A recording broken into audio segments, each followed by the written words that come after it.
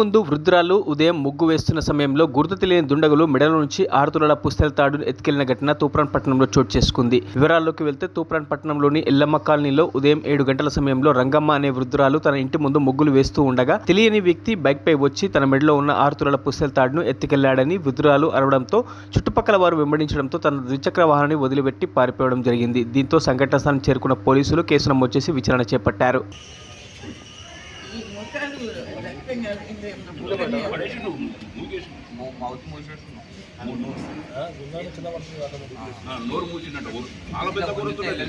ఈ కాలేజీ వస్తలేదు, ఇక అట్లనే అడ్డం పడ్డాను అనుకో, అట్లనే అడ్డం పడి కీకెలు పెట్టినా పిలిస్తే వీళ్ళు ఎవరు వాడు ఇటు దాటంగానే అందుకున్నారు అందరు.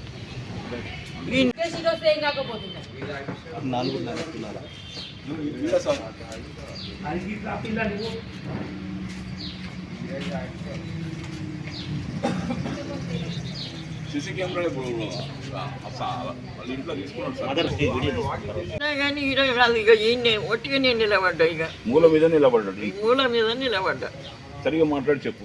నిలబడి అటు చూసిన మా దిక్కు, అటు చూస్తున్నాం అన్నాడు. షాపులకు పిలిచిన వాళ్ళు లేరు కాదు, ఇంకా పిలుస్తలేరు అన్నారు. ఆ కాముడు కానీ నాడు అన్నాను నేను వాడిని, నాకు తెలుగు రాదు అన్నాడు.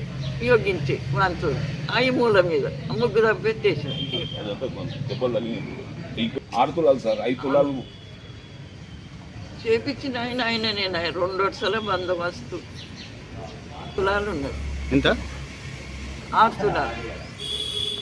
అందు రుద్రాశీలు ఉన్నాయి, ఇంకా ఏమేమో ఉన్నాయి, అన్ని ఇంకా రుద్రాశీలు ఉన్నాయి, గుండు లేవు. మరిన్ని అప్డేట్స్ కోసం మా ఛానల్ని సబ్స్క్రైబ్ చేయండి.